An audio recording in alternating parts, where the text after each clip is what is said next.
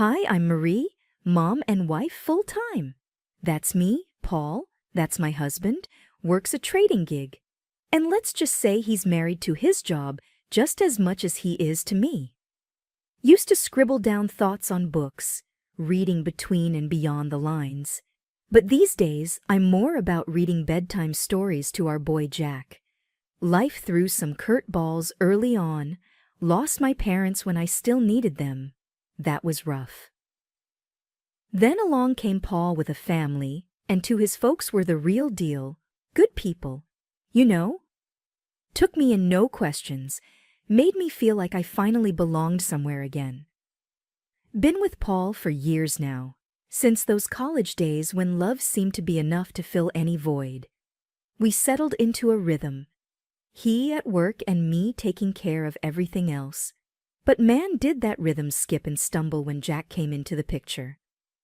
Paul changed, or maybe this was always him just waiting for a reason to surface. He'd come home on a Friday night with a few too many drinks in him, loose-lipped and surly. "You gotta start shedding that weight, Marie." He'd snipe after slipping off his tie. "You barely fit in those jeans anymore." I'd be lying if I said it didn't hurt, but I told myself to brush it off, toughen up. Maybe he'd cool down by morning, but mornings just brought hangovers and silence until the next round. The house became this place where I tiptoed, trying not to set Paul off. Jack, little trooper, he could feel it too. Sticking close, watching his old man with wide, careful eyes. One particularly rough Friday, Paul came home and made a beeline for the fridge, crack open a cold one. I was on the floor with Jack, blocks scattered around. "Another day in paradise, huh?" Paul sneered, leaning against the counter. I forced a smile. "Just the usual, chasing after this little tornado." I ruffled Jack's hair, but my heart wasn't in it. Paul tossed his head back, downing half the bottle. "Maybe put some of that energy into a workout routine, eh?" I bit my tongue, counting to 10 in my head. "I'll look into it," was all I managed, shuffling Jack into his pile of toys. Anything to escape the cutting edge in Paul's tone.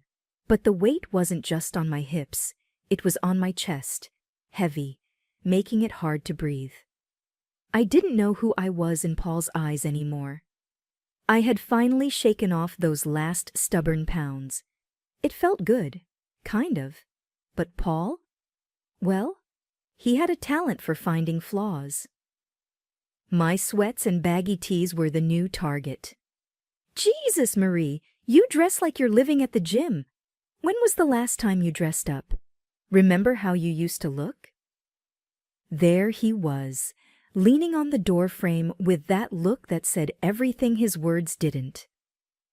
"I do," I sighed, rolling my eyes. "Well, unless my husband starts taking meetings at the playground or the grocery store, I think I'll stick with practical." He shook his head, chuckling without humor. "You used to care, Marie." His voice trailed off as he wandered back toward the living room, his disapproval hanging in the air like a bad smell. Then there was Jack, our boy, trying to navigate the shaky terrain between us. I was teaching him please and thank you, thinking manners mattered. Paul caught a bit of our lesson one afternoon and scoffed.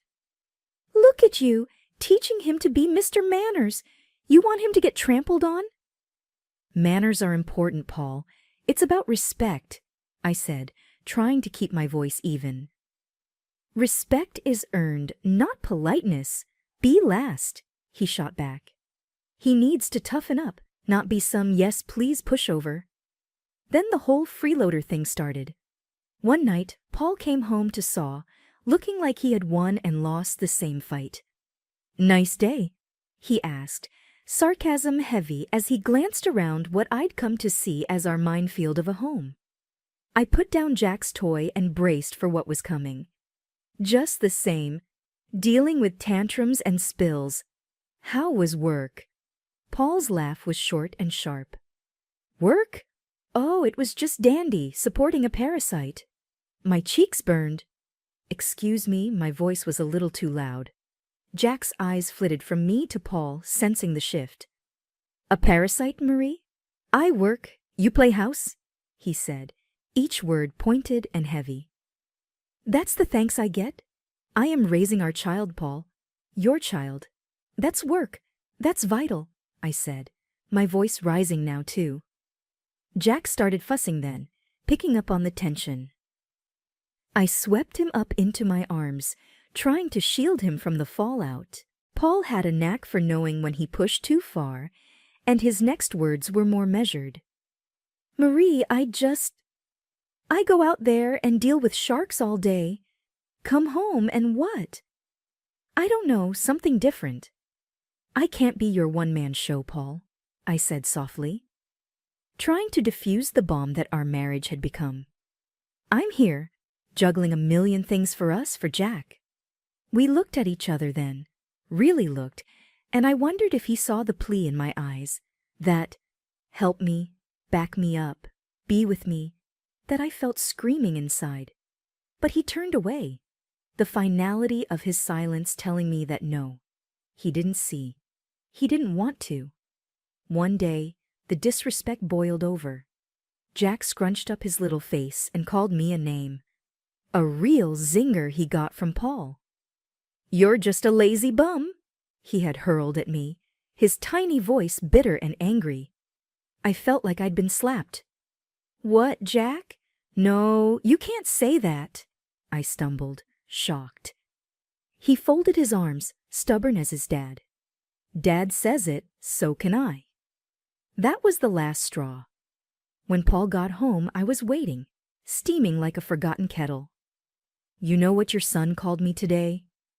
I laid into him without waiting for an answer. Paul dropped his keys on the counter and chuckled, clearly not seeing the line had been crossed. What did he say? The truth. I tossed his words over my shoulder as he walked to the fridge, his casualness like acid on my skin. Is that funny to you? I was shouting now. My usual restraint snapped tight as a dry twig. Your son is calling me names, Paul. I leaned against the kitchen counter, beer in hand, a smirk blooming on his face. Oh, come on, Marie. Kid's got to learn to stand his ground. I was staring at him, hands balled into fists by disrespecting his mother.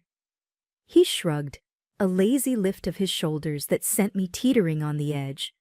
You're too soft on him, look. He's getting some spine. My voice shot up another octave. Spine. He grinned and ruffled Jack's hair. Ain't that right, champ? I turned to Jack, who was looking at us with eyes that were too old for his face. Jack, listen to me. What you said to me this morning was wrong. You can't talk to people like that. Jack's chin jutted out, defiant and stubborn. But Dad... I don't care what Dad says. You listen to your mom. I cut him off, my heart beating like a drum. I was desperate for him not to follow in Paul's footsteps. But Paul wasn't letting it go. The boy's got to learn to speak up. World's not going to hand him anything. You keep coddling him. He'll end up... I get it, all right? I get it. I cut him off, feeling the weight of his words like a physical thing on my chest. But there's a line. You don't get it, do you? Paul threw up his hands, that ugly smirk still there. Whatever, Marie, you make mountains out of molehills. I turned from him, that burning in my chest now a churning mess. This is not how I want our son to grow up. This disrespect ends now. It ends here. Paul just took a swig of his beer, and I knew right then my words were just bouncing off him. I looked at Jack, really looked at him. You apologize to me now, I said, the power in my voice surprising even me. Jack's eyes darted between me and Paul, but he knew that tone. Sorry, Mom. The word was small, almost lost in the kitchen, but it was there, and it was a start. I moved closer to Jack, knelt down so I was at level with him. Thank you. We treat each other with respect in this house. You got it? Paul snorted behind me, but I ignored him. Jack nodded, a hint of my boy peeking through that new sullen shadow he wore. It was a crack in the wall Paul was building around him. A crack, but also a starting point. I stood up, squared my shoulders. We're going to fix this, Jack. No more name-calling, no more disrespect. We're better than that. I took Jack's hand, and we left the room, leaving Paul and his smugness behind us. I stood there on the sidewalk, my phone shaking in my hand. It was one of those moments where your gut ties up in knots. There, across the street, Paul was laughing it up with some woman, blonde, curvy, looking at my husband like he was the last piece of chocolate in the box. My thumb pressed record before I even decided to. The walk home felt 1,000,000 miles long. A part of me hoped it was a misunderstanding, but deep down, I knew. Back in our kitchen, I threw my keys on the counter. Paul was sitting there with a beer like he always did, but today, the sight of him made me sick. Without a word, I tossed my phone on the table in front of him, the video playing. Care to explain? Paul looked at the screen, his eyes going hard when he saw what was on it. He muted it, placed it calmly on the counter, and then looked straight at me. Yeah, she's beautiful, he said, his voice dripping venom. You used to be like that. I felt the slap of his words, my cheeks flaming with anger, my body tense. So that's it, huh? You parade around town with some woman while I'm at home? Paul stood up, his chair scraping back against the tile. He was too close now, his voice low and mean. What, you stalking me now, Marie? Can't handle the fact that maybe there's more out there than what's inside these walls? I was reeling, feeling the pieces click together. Cut the crap, Paul. You're cheating. He didn't even flinch. You want to know why? He said, his chest puffing up. Because around her, I'm someone. Not just the guy who pays the bills or the bad guy, 'cause he ain't Mr. Rogers. So that's it? I edged back, feeling the counter dig into my hips. Your family's not enough for you? Paul snorted and grabbed his beer again. It stopped being enough a long time ago. Maybe if you'd have kept up with yourself, I wouldn't have to look elsewhere. The bile rattled in my throat. I'm not the one who promised till death do us part. His laugh was short and punched the air. Those are just words, Marie. They stopped meaning anything to you a long time ago. I should have been crying, but the tears wouldn't come. I was just empty and angry. I gave you everything, Paul. I gave you a son. I made a home for us, and this is how you repay me? He took a long drink, then leaned back against the counter. You gave me a home. Looks like a prison to me. Same old, every damn day. You think that's a life? We made vows, Paul, I shouted, my voice cracking. Yeah, and you broke them every day with your sweatpants and constant nagging. His face twisted into something ugly, something monstrous. That was the last thing he said before I walked out. My heart numb, anger seeping into every corner of my being. I was on edge the whole ride over to Paul's folks' place. It was going to be nasty, but I had to lay it out for them. They needed to know who their son really was. His mom answered the door with a happy smile. Marie, what brings you here at this hour? I just barreled past her. I've got to show you both something. Once his dad came in, I played them the video, straight up. His mom gasped, her hand flying to cover her mouth, his dad reddening and looking like he'd rather be anywhere else. He's got to stop this nonsense now, he barked at me. And like that, all hell broke loose. That night, back at our place, Paul kicked off as soon as I walked in. "You had to drag my parents into this, didn't you?" His voice was loaded, ready to fire.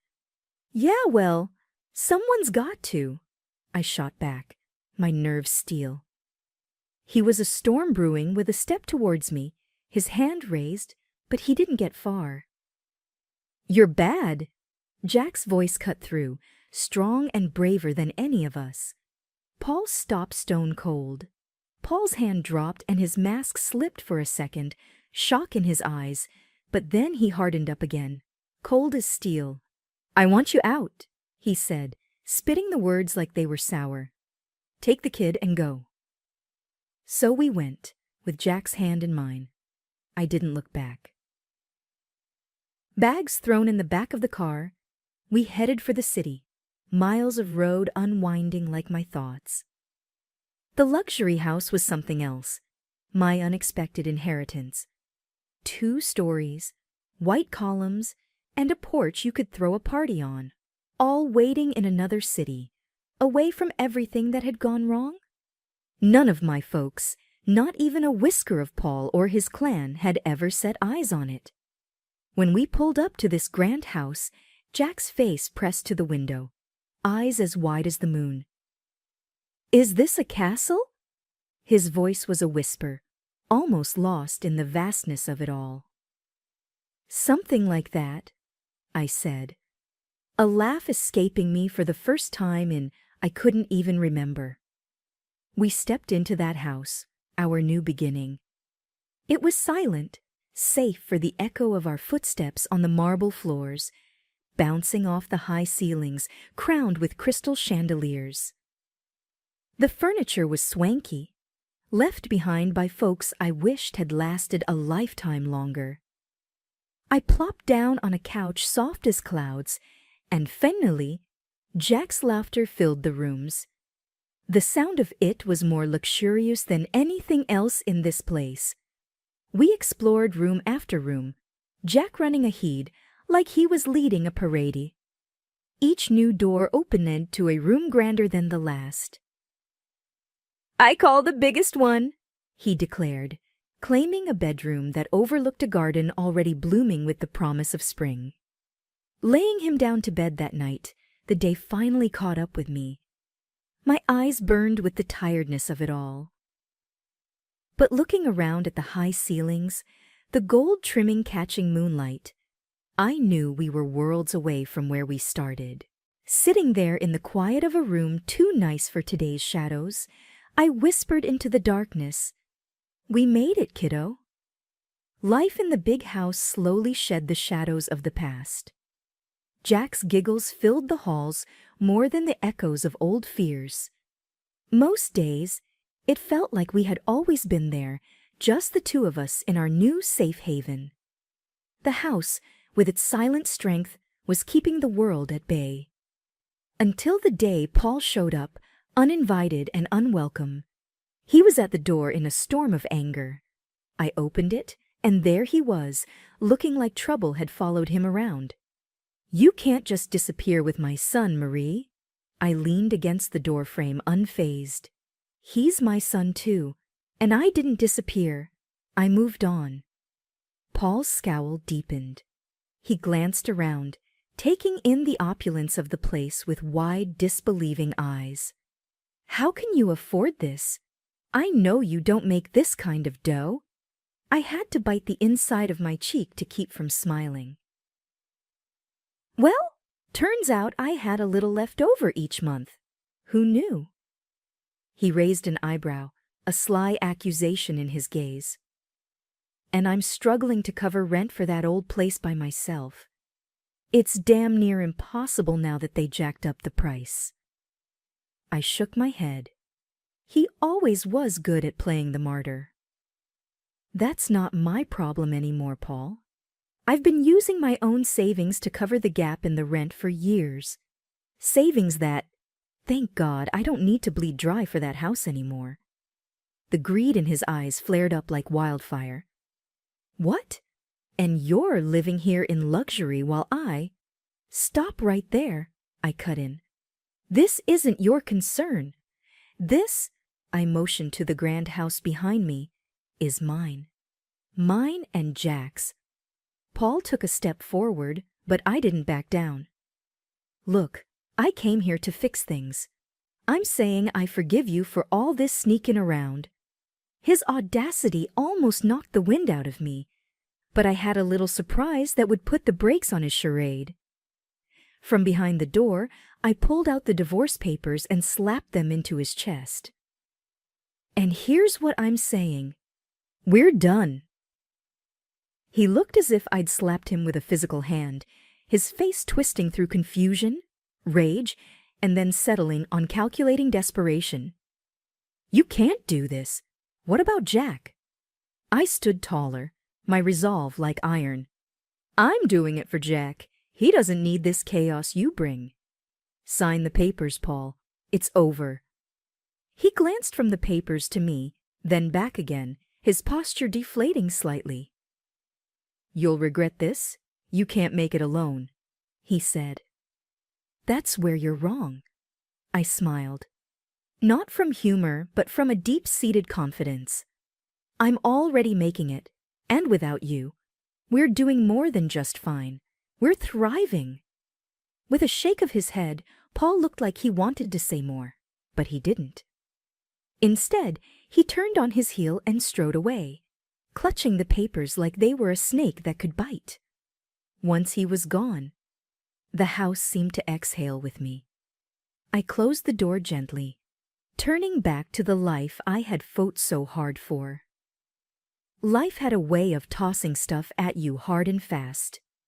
It was Thursday, the kind of day that should have been easy, but it wasn't.